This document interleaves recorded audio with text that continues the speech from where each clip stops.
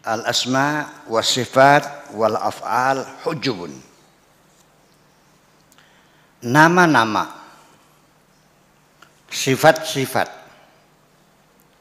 Namanya Kang Beno, sifatnya namanya Pak Edi, namanya Pak Rahmat, namanya Pak Afkar, namanya Mang Im, namanya Tuki, namanya. Sifatnya orangnya gemuk, orangnya kurus, orangnya jangkung, orangnya putih, orangnya hitam, itu sifat-sifat semuanya. Afal perbuatannya, pekerjaannya, ini sebagai saudagar, ini sebagai guru. Itu semuanya adalah nama, sifat, dan pekerjaan-pekerjaan. Itu adalah hujubun, adalah hijab-hijab ala zatil ilahiyah, terhadap zat ketuhanan. Wujud qidam baqa mukhalafatu lil hawadis, itu adalah hijab-hijab.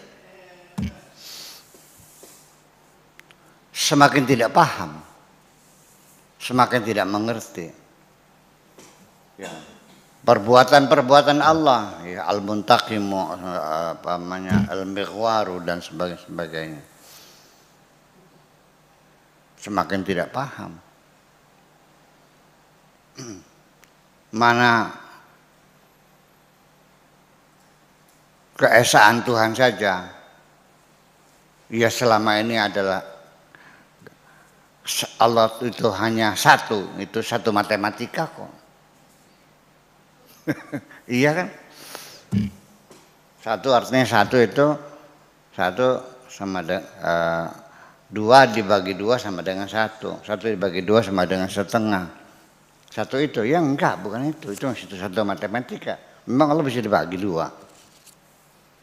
Satunya matematika adalah terdiri dari bagian-bagian tak terhingga. Satu matematika bisa dibagi 1 miliar, 1/1 miliar. Allah bisa dibagi enggak? Ya enggak dong. Berarti satu itu ada satu kebulatan, satu keutuhan, satu kesempurnaan. Itu. You are my everything. Segalanya gitu. Itu juga tidak bisa dipahami. Ada zat ilahiyah, li ada zat ilahiyah, karena zat ketuhanan itu la taqbalu at-tahdid. Karena zat ketuhanan tidak bisa didefinisikan. Apa sih Tuhan tuh? Mau bisa didefinisikan. Apalagi itu zat ketuhanan, benda saja, materi saja yang ada di hadapan kita belum tentu bisa didefinisikan. Benda, apalagi yang bersifat konsep-konsep. Demokrasi itu apa? Akan berbeda pendapat. Negara yang paling diktator di dunia menyebutkan negara demokrasi rakyat. Di mana demokrasinya? Orang salah ngomong aja dibunuh. Dulu kan ada namanya pesta demokrasi ya. Zaman Orde Baru ya. Digebugin kok. Iya kan? Betul nggak? Ya kita mengalaminya kok. Pesta demokrasi atau pesta menangis. Iya. Orang pada ngumpet sudah mulai pemilu tuh. Ya ke gunung-gunung sana. Ya selama 32 tahun. Ya nggak bisa. Apalagi semacam itu. Jadi artinya bahwa begini, udah saya yang mengatakan.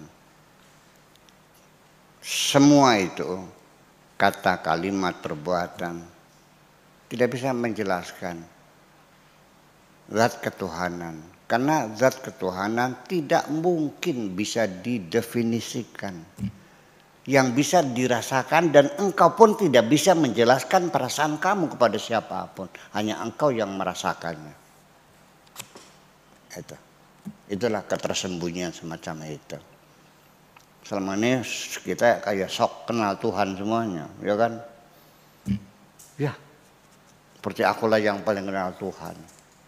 ini sudah melawan Tuhan, ini wah, akhirnya muncullah tuduhan-tuduhan yang kafir, yang murtad, yang syiah, yang bid'ah, wah, segala macam. Akulah yang paling kenal. Benar, benar kamu kenal Tuhan.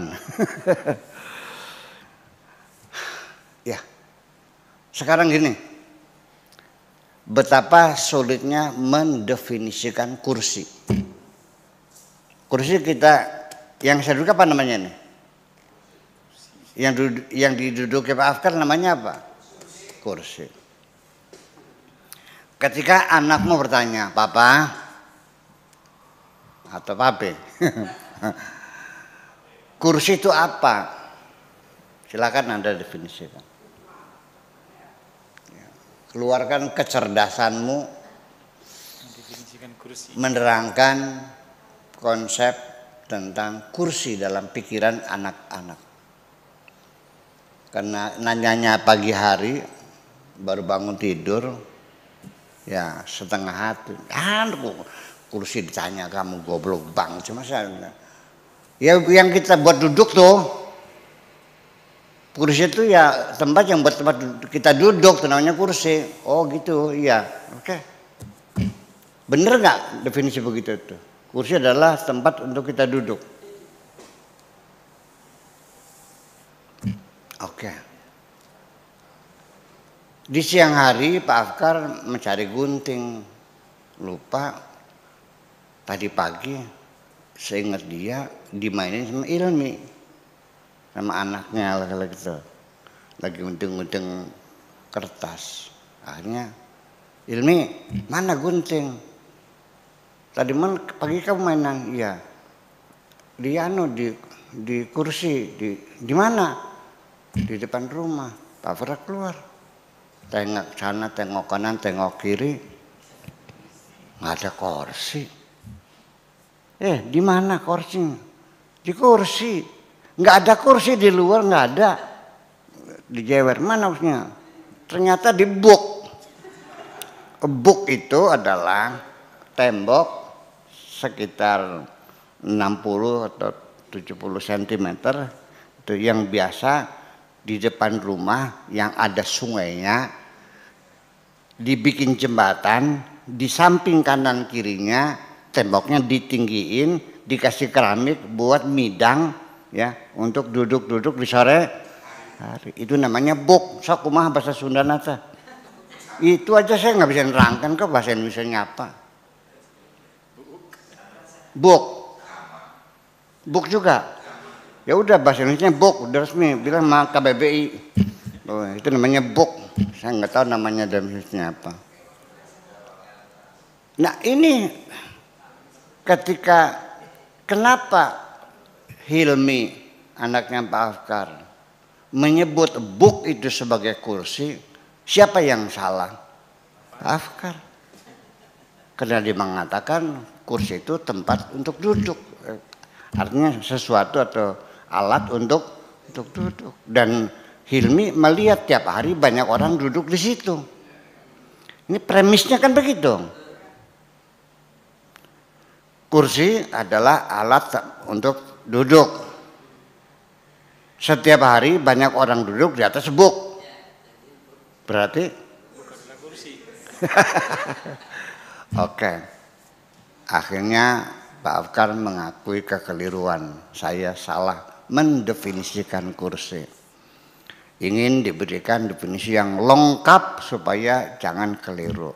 Akhirnya dikatakan, Hilmi, kursi itu adalah perabotan rumah tangga yang dibuat dari kayu, berkaki 4 dan gunanya untuk duduk. Wah, dengan bangganya aku sudah menjelaskan kursi secara mendetail dan gamblang. Saya ulangi lagi. Perabotan rumah tangga yang dibuat dari kayu, berkaki 4, gunanya untuk hebat gitu. Ternyata di sore hari banyak tamu, kurang kursi. Suruh ngambil kursi di kamar tidur, di pojok. Ada 5 biji mah kursi plastik. Hilmi sudah ngambil kursi di kamar, masuk keluar lagi, nggak ada kursinya, papa. Itu numpuk, nggak ada, nggak percaya, bilang nggak ada. Jewer lagi, itu apa? Itu kan plastik. Di mana kesalahan Anda? Karena Anda menyatakan terbuat dari kayu.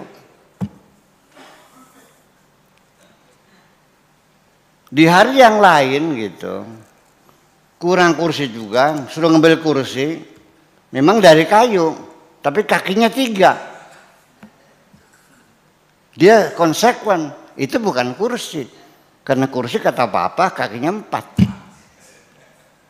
Mendefinisikan kursi saja setengah mati, apalagi mendefinisikan Tuhanmu.